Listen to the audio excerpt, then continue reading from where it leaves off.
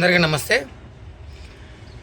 తెలంగాణలో గెలిచిండ్రు ఎమ్మెల్యేలు మంచి చేస్తామన్నారే, పోనీ వీళ్ళకి మంచిగా చేద్దామని గెలిపించారు, ప్రజలు గెలిపించారు. ఏమైంది?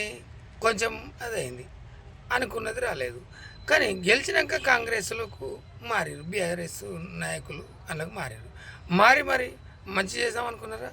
చేయలేదు. అంటే ప్రజాస్వామ్యాన్ని అడ్డు పెట్టుకొని ఆడుతున్నారు మీరు. ప్రజలకు ఇచ్చిన మాటలకు కట్టుబడి పనిచేస్తామని చెప్పి అందులోకి పోయారు. అందులో సుప్రీంకోర్టు గడ్డపర కాల్చి మంచిగా వాత పెట్టి సుర్రను అంటిస్తే ఇక్కడ వచ్చారు. ఈడ వచ్చి ఇటు కేసీఆర్ కాంగ్రెస్ వాడు తంతాడు, ఇటు బీఆర్ఎస్ వాడు వాడు తంతాడు. ఇంకా కాంగ్రెస్ తెలంగాణ ప్రజలు చీపురులు అందుకొని ఊరికొస్తారు. బిడ్డ మీ బతికి ఇంతేనా అని. అంటే ఇటు పోనికి రాదు, అటు పోనికి రాదు, కుడిదిలో పడిన ఎలుకలాగా. ఎందుక చిచ్చి మీరు అది చేస్తున్నారు? మీకు మీ బతుకులకు ఎంత బాగుండాలని 5 సంవత్సరాలు ఇచ్చింది మీకు అవకాశం. ప్రజలు బాగుండాలి, చేసుకోవాలని. కానీ కాదు, 4 రాళ్ళు వేసుకుందాం అనుకున్నారు, 4 రాళ్ళు వెనకేసుకొని మంచిగా బతుకుదాం అనుకున్నారు.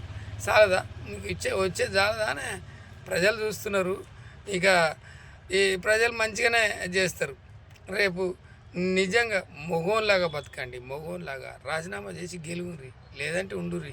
ఆ కాలంలో కేసీఆర్ ఉన్నప్పుడు అది వేరే అయింది, ఈ కాలంలో వచ్చినప్పుడు మారిపోయింది.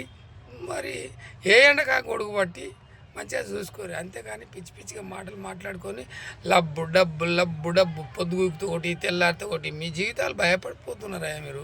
ప్రజలకు ఏం సమాధానం చెప్పలేకపోతున్నారు. ఎందుకు? మీ సొంత నిర్ణయాలు. ప్రజలేమో మా నాయకుడు గెలుస్తాడని వాళ్ళు మీకు మంచి తీర్పు ఇచ్చారు. మీరేం పోయి ఆ పొక్కల పోయి ఈ పొక్కల పోయి ఇటు తిరుగుతున్నారు, అటు తిరుగుతున్నారు, ఇంతే అవుతుంది. అట్లా అవుతుంది. కనుక ఇప్పటికైనా మంచిగా ఉండండి, మంచిగా ఉండి మీ మనసు మారాలని మీకు అందరికీ ధన్యవాదాలు, నమస్తే చేస్తున్నా. ఎందుకంటే మనసులో ఏది పెట్టుకోవద్దు. నేను ఉన్నది ఉన్నట్టు అనేసిన అన్న ఎమ్మెల్యేలు అన్నారు, జర ఏమనుకోకూరే. ఏంటంటే బాధ చూడలేక అన్ననే మంచిగా ఉంటారని తెలియజేస్తున్నా.